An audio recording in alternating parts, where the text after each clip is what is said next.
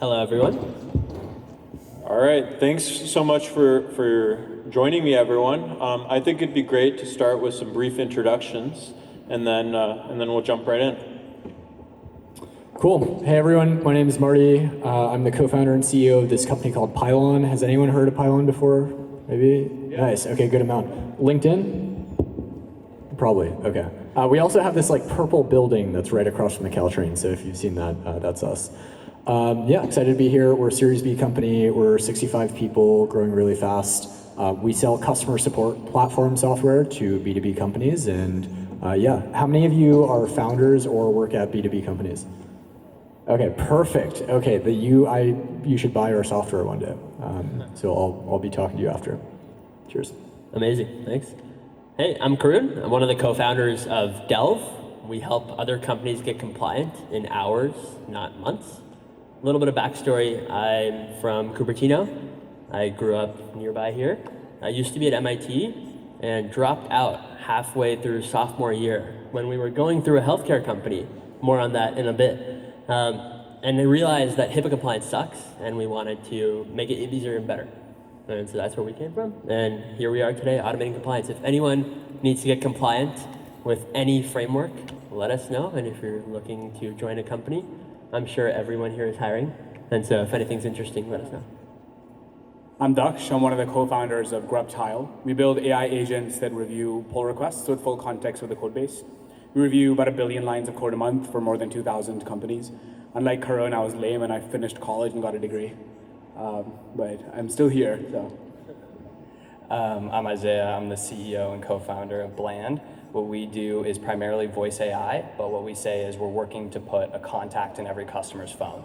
So we help to give you something that you can text or call, primarily for inbound support, but also for things like remote patient monitoring. We work with companies like Gallup, Samsara, Snapchat, and some really large financial institutions, and we do a few million calls a week. So to kick it off, I've heard a couple of requests from the audience to talk about 996 and what that means for the people on this stage. Can we start by having a brief show of hands of all four of you? Which of your companies are 996 or 7 days or similar? Yeah, me personally, I mean, as founders, we're definitely way more than 996, but we don't enforce it for the whole team. Mm-hmm. And do you mind elaborating on that? Yeah, I think it's really hard to hire. Like, it depends on who you need to hire for your company, right? If you need like a staff level engineer who has a family, like he's not going to, or she's not going to be down for 7 days. So I personally work 6 days a week. I probably work like 10 to 12 hours every day. And that's like probably max. I think like 95 hours is max capacity for me. I like start to really get cranky after that. So yes, for me personally and my co-founders, very aggressive, but for the whole team, definitely not everyone, yeah. I think similar perspective. We are 996, although a little bit looser for like more senior hires. I think generally saw the same thing, which is... Do you mind sharing with the audience what 996 is? Yes, 996 is essentially 9 hours, or I guess it really depends, like 9 to 9, 6 days a week. And so for us, that's like basically every day except for Saturday. We're in the office from 9 a.m. till 9 p.m. Really depends on your culture as a company and what you're looking for. We have a younger team, we have a super hungry, like driven team, and a lot of us are friends with each other. You know, we're getting dinner, we're getting lunch, we have free food.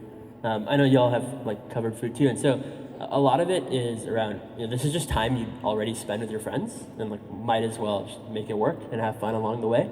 And so for us, we want to hire people that aren't just looking for 100% productivity, like they want to push themselves. They want to not just change the way that they work, but the way an industry works. And I think that's part of that, getting that extra time and that extra thoughts, that's where a lot of the fun comes from. Like, I don't know if you've seen this, but like a lot of your all's best thoughts probably come in the shower, come in like on a Sunday with your co-founder, you know? That's kind of what we try to invigorate. I'll also add, perspective and productivity can sometimes be different. Like, you get your best thoughts in the shower when you're bored. And sometimes you need that off day to think about it. And that's why we're not 7 days a week.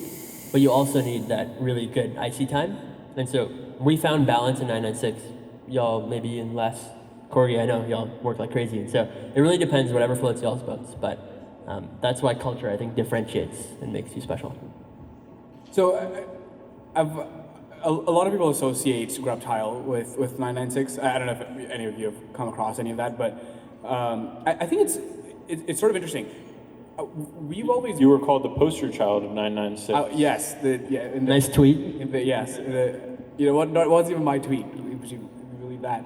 I think it's sort of we've always viewed roles at Grubtile as a product. I think people look at their recruiting funnels, their recruiting processes as very similar to their go-to-market processes. There's a product, which is your company product, and you have a funnel, and you do outreach, you work through prospects and so on, and there's a target customer for your product. And very similarly for recruiting, your product is roles at your company. The potential customers are candidates that could work and join your team. And to us, it was very important to build a compelling product because there was a type of candidate that we wanted, and we wanted to get them excited about joining Grubtile. And the product at Grubtile is, look, here's a company that's growing very fast, and it's a small team working on interesting problems. And of course, if you think AI code review is interesting, like us, then you'll think they're interesting. Maybe you don't think that. And you get to join this team relatively early in what could turn out to be a very, very large company. And we'll give you all the information that you need to make up your mind on whether this is going to get really big or not. In fact, you get the same data room as investors do, except we spend usually actually much more time with potential candidates than we do with potential investors. They get much more information and have much more time to build a thesis around whether or not they should join us. Because to some degree, we're asking you to invest something in us that's far more valuable than money. Investors invest other people's money. You're investing your time, which is far more valuable than someone else's money. And we treat that with, we want to be good stewards of that. And the product it's just a lot of work. Extraordinary outcomes require extraordinary effort. There's potential for a lot of growth. If you don't think this thing is going to get really big, probably shouldn't join it. I think this is probably not a good use of your time. I think it'd be kind of like not fun to work this hard. Maybe it's not 996, but it's certainly more than 9 to 5. It probably won't be fun for you if you don't think it's going to get really, really big. So it's a very specific product. It has an ICP, and that's kind of how we look at it. Yeah, I think for us, when we came out of YC Summer 23 batch, we were basically roadkill. And so for the founding employees, like our founding engineer, he worked at a factory floor in a Taco Bell, and we found him off GitHub. And like, true story, is one of the best engineers I've ever met in my life, but we worked like crazy. I mean, we worked 16, 17 hours a day. We were sleeping on the floor of the office, and it was sort of a band of a small group of people. But as you scale, especially as an enterprise company, it's a marathon, not a sprint. It's how many security questionnaires can you get through? How many times can you talk to the customer? How many check-ins can you do? And I think you just hit a level of burnout if you try to enforce that. So we're relatively relaxed. It's very outcomes oriented. You get your stuff done. Doesn't matter how you do it. And I'm a big believer that you don't hire an employee, you hire a person. And it's your job as their job to actually make sure you're taking care of them. And that means enforcing time off actually for a lot of employees, pushing them to go places.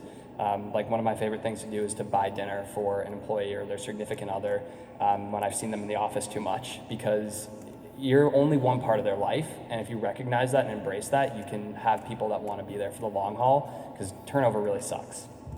I'll also say like the outcome piece is really important for us. I mean, you as a founder or manager basically set very aggressive goals, and then if people don't meet them, they're not performing. And yeah, I mean, if you don't really want to penalize someone who can get the same amount of work done in less time.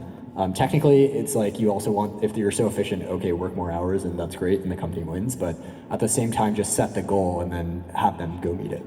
Like that's technically the way that you will also win and can align everyone on one thing. I'm curious how you guys reckon with different experience levels at the team, and therefore the expectations for work are different. Because you'll have someone who's like 10 years experience, they can get a lot done in very small amounts of time because they have just the years of wisdom behind them. And they maybe have a family, and so they leave around 5 or 6. But then you're also hiring someone who's 22, 23, you're hiring them on potential, and really they're to get their work done, they have to work a lot harder. But then they're looking at someone who's 35 who set the tone to be like, okay, it's normal to leave at 5 or 6. How do you reckon with these two types of work patterns at the same company? At least for us, and this is not intentional, so please no one go like fine us or sue us or anything, but I feel like everyone's like right before family stage. Not everyone, there are a few people with families, but like I think most people are like right at that edge where they're senior staff level but don't have that additional responsibility yet. I think if you have families, people with families, it's your job, one, to meet those families and make sure that you're actually being additive and not taking away. But two is like, for us, we're a big believer in performance culture and we feed the winners. So if somebody's performing really well and they're crushing it as an engineer, I don't care when they come to the office. I don't care when they leave the office. And for the people that have constraints and they need to leave at 5, that's their constraint, but we don't lower the bar for them. And I think importantly though, the younger people in the office tend to want to be there and they want that social connection and they want the chance to work with other people. And we try to feed them and give them opportunities and give them shots on goal to do special things that later people in their career might not stick around long enough in the office to see, but they're happy with that trade-off. Definitely. 2 cultural values that we live by at Delph. One is health, then friends and family, and then work. And we make sure that everyone follows that like to a T. If you're not taking about yourself, you can't take care of the people you care about. And if you don't take care about the people you care about, you're not going to focus at work. And I think a lot of that is just plastered on our walls. It's like, hey, make sure everything is good before you come in and take time off if you need to. And so I think like incentive alignment, Isaiah, to your point, like fully agree with that. So necessary. And then you're gonna cringe at this, but the book you recommended me a while ago, People, Product, Profits, in that order, it's really important. Like, as you're saying, like you're building a team, you're building a culture, you're building a great place to be and a great place to think, not just a company, not just a dollar value on TV. And so as part of that, it's really, really important to build this strong sense of culture, identity, and like critical thinking, not just a company. All right, next topic, but I will say we're well known for our 7 days, and many of our best people have families. And I think life in general is about trade-offs, and people just need to choose where to spend their time. And in that, there's a lot of parts of everyone's life, so it's important that people take care of all of those parts. Next topic, what is going on with AI companies in 2026 and I guess late 2025? Like, we're seeing crazy growth that's never been seen before. What's driving that? I think everyone on this stage is growing pretty quick by a number of metrics.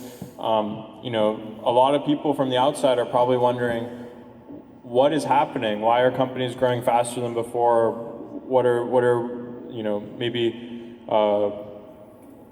this crop of companies doing that past ones weren't? What's going on? Maybe a small bubble, but aside from that, I think for us, like the truth is that AI is revolutionary and we're getting shots on goal that you just don't normally get at this stage of company because people are really excited to try it and there's a huge amount of pressure to go out and find tools and to test them. And for us, one of the things early on was how do we keep customers around with that level of testing? So like our proudest stat this year was crossing and smashing through 100% NRR because it's not really worth a lot if you don't have customers that stick around. YC was actually great about this. They gave us a ton of advice of like, pick a few customers and make sure they're expanding.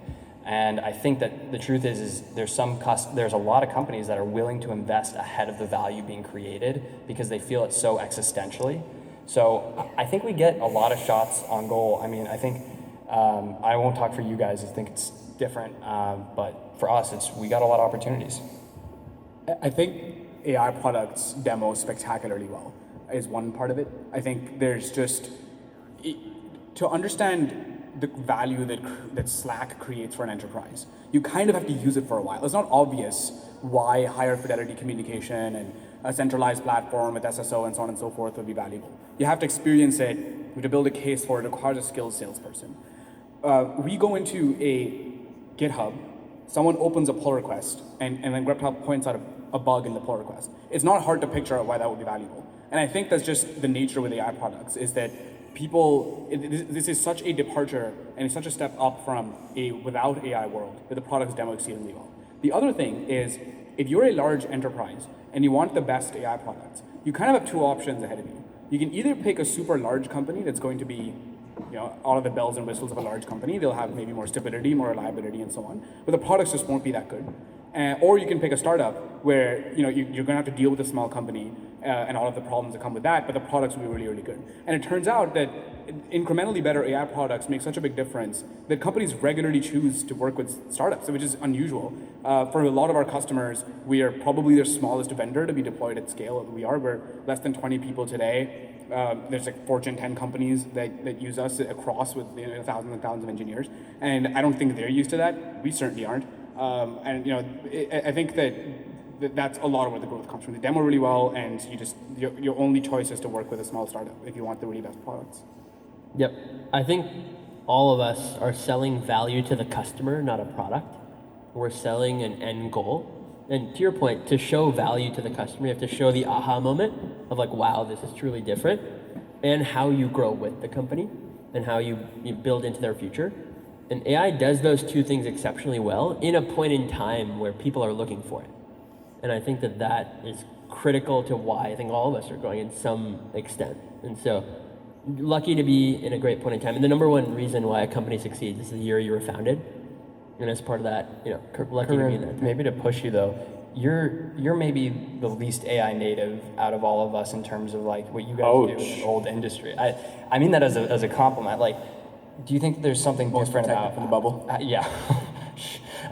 Do you think there's something different about how you guys have grown that is different in the AI era about why in an industry that I think a lot of people might have called crowded beforehand, you guys are making a huge dent? No, appreciate it, man. I think we try to absorb the customer problem, right? And I think that AI helps you solve problems efficiently and effectively. And I think what's different from us and like say Greptile or Bland, where y'all are very clearly AI native, we are AI native, but it's not just in the product. Like our CSMs use AI to draft messages. Our sales team doesn't touch the CRM. There's a lot of like interesting details that let you run a really solid, operationally efficient business with AI native margin, but without the AI native feel. And I think it comes down to like value the customer. Like you want to sell a great compliance experience. You want to make it feel like, both of you, like y'all got compliance super fast, right? And like, how did that happen? It's like human support and a lot of like help, Isaiah, don't say it, around the process. But at the same time, it was AI native in the back end. And so I think it's just like a difference in how we show it. Cool. Yeah, last thing I'll say that's maybe different from what was already said is for us, we're building a multi-product company, and AI lets you build way, way faster. So you take 10x engineers, give them AI products to review code, to write more code. And I'd say, we're known for shipping really, really, really fast. And I don't think we could have built the product that we've built so far or that we're continuing to build at this speed, 3 years ago. So I think we're, to give people a sense, we're probably more analogous to like a Salesforce, HubSpot, Rippling, Deal, where we're trying to envelop kind of all these adjacent products that people will buy around a data model, in our case, the customer. Those companies took years to release their second product, third product, fourth product. For us, we have 4 SKUs that we sell already, which is insanely fast. And then I think there's like a good delicate balance. I think for you guys, we're probably less AI native than actually all 3 of you. And so, we started with building SaaS first and then layered in AI to just make the product 10x better. And I think we actually kind of like get the benefits of both sides. Like our NRR is 161%. Our GRR is 93%. Like it's extremely high. And so we get the benefits of both worlds. And so it's both like, hey, the product has AI layered in very well, and it allows us to build a compelling reason to switch off a product like Zendesk, Salesforce Service Cloud, Intercom, et cetera. But then also, just shipping speed is just way faster. And where do we go from here? A couple people have said the bubble word. What do we think 2026 holds? I'm really excited that agents have started working. I think this year was supposed to be the year of the agent, but I think it really only started working towards the end of the year. The models got good enough. I think there are finally very many economically valuable tasks across industries that AI models can do very, very effectively. I use Claude Code regularly, and I use Claude Code for insane things. For instance, I have linear connected to it, and I ask it to look at the currently open linear tickets and then automatically close the ones based on which PRs have been merged. And it makes calls to the GitHub API, figures out what's been merged recently, and automatically closes tickets for me. I mean, this would be like a reasonable chunk of a PM's job. Probably double-digit percentage of their time is spent maintaining their linear. And this is just kind of entirely solved now with extremely high accuracy. And I'm excited to see how much more of that happens next year and all of the really interesting things. I'm sure insurance is a space where agents starting to work is probably a really, really exciting trend. Definitely. I think it actually works is a unique point you're pointing out, but we feel it as well, where like there's unique compliance workflows that just were not possible 6 months ago. And you have to be at the forefront of the technology to like realize that potential. And honestly building for months before that happens. But when you get to that point, there's a switch that hits where it's like, wow, like these workflows actually can be automated. I think that's like a core factor to driving here. In addition, at least personal thesis, I think that there's just like in the cloud era, right? There's a set of winners. There's a set of like efficient, effective tools like a public company CFO or a large enterprise will like verifies like this works. And the dominoes start to fall, right? Humans are very emotional beings. Like we often follow the pack. And I think that 2026 to me looks like agents working, actually solving problems, and the dominoes starting to fall in a direction of the companies that win. Yeah, I think it will be the year where value actually starts to accrue from AI. I think we'll see who's building long enduring products. For us, building in voice AI, we have a really strict rule, which is we don't build phone trees. It's really easy to use AI when you're thinking about a product like ours, which we don't just sell to businesses, we sell to the end customer to a degree. You have to actually like the phone call. And I think what we're gonna see in 2026 is mass adoption of AI start to happen by consumers in a way that is different than the ChatGPT type. It will be that when you go to a stadium like this, you might interact with voice AI. When you call your bank, when you call your airlines, you'll become sort of suited to this interaction in this new world. And I think it will start taking hold. And it's gonna be a year where we start to see real consumer preference actually shine. And the companies that are ready to deliver and build trust and have those foundations will do really well. And I think there's some companies that aren't ready to deliver and are sort of not actually adding the end value, but are helping the business. And I think it'll be a really interesting year for those companies as consumers start to become, especially in our space, well adjusted to AI, and they have preferences for who they want to interact with and how they want to be interacted with. My prediction is that all three of you will get acquisition offers from large incumbents that need AI layered in. I think that's going to become, I mean, it's already starting to happen, but I think that's going to become really, really common. I think about it in, for example, the AI customer support space. Their largest incumbent for us is Salesforce Service Cloud. They make $9 billion in revenue per year. There's no way they're going to sit down and like let someone else eat their lunch. And so they are going to either, I mean, they're building their own products, or they're going to buy someone else.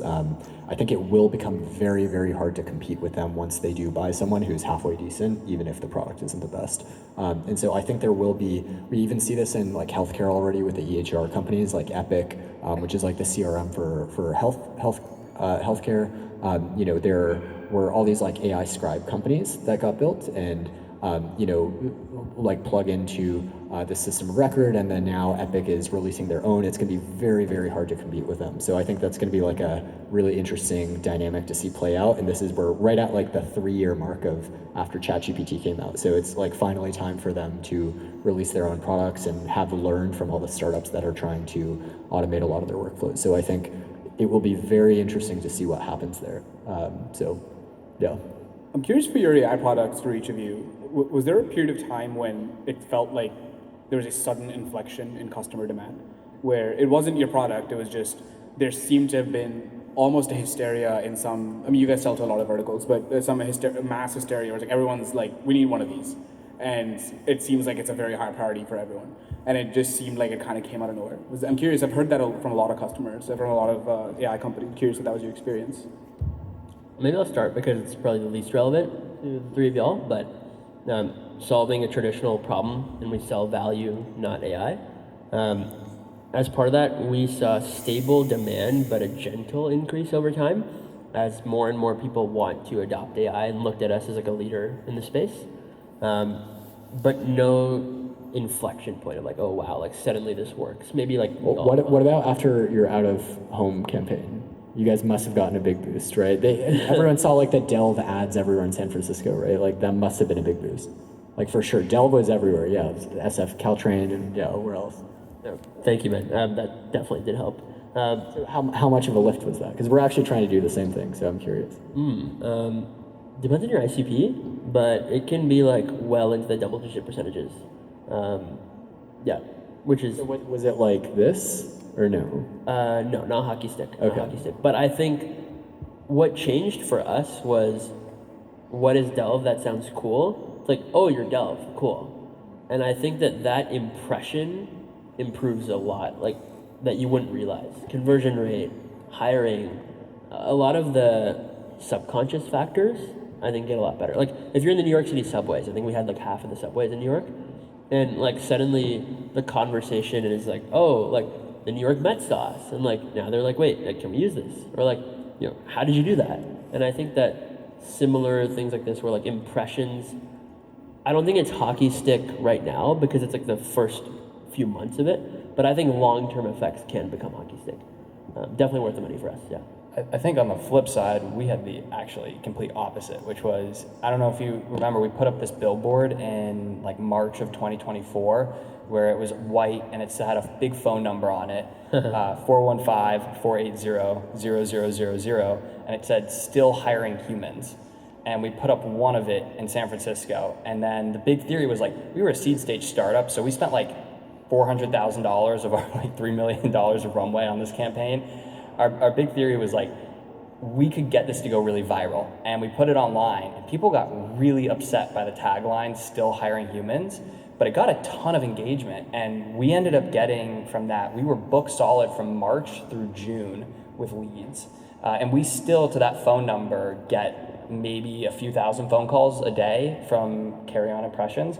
So I think, on the contrary, if you're able to put yourself in the right spot in the right time and get lucky like we did, and leverage a bigger market with a little bit of physical marketing, I think it works, especially because out of home requires real investment. And people, I think, often overlook that marketing is your job to invest, to buy the attention of somebody. It's your job to actually pay for that. And physical marketing is a great way of saying, I think I value your attention enough to spend this. And so we had the inverse. We had a huge influx from our billboards in 2024. Definitely. I think this actually shout out to you guys, but like creativity in marketing is everything. Like you guys have the phone car, you have the fake Super Bowl ad. Like you don't have to do it the traditional way of right. I think the right answer in today's day and age is like the fun, creative one that uses it in a way that makes people think to what you're saying. I think we had a traditional campaign, but the truly inflection hockey stick points for us were like also like you're saying. It doesn't mean they always convert the best, but for those of you that didn't see it, basically we made a Super Bowl quality ad and aired it in 3 local markets, and then had a bunch of influencers post that we were one of the top Super Bowl ads of the year. And so we got a huge amount of traffic of people that thought we aired a Super Bowl by just buying a bunch of listicles and like $70,000 of TV ads. I mean, I personally somehow, I heard through friends. Sort of believed it, yeah. No, I heard through friends like without, like that didn't know you saying that you spent $8 million on it. I mean, a lot of people thought that. Yeah, it's crazy, yeah. All right, well, thank you so much for everyone's time. It was amazing to have you, and yeah, if anyone in this crowd is a startup looking for products, you know, there's none finer than all of these ones up here. And if you want a job, I highly recommend applying to one of these up here. So, thanks everyone.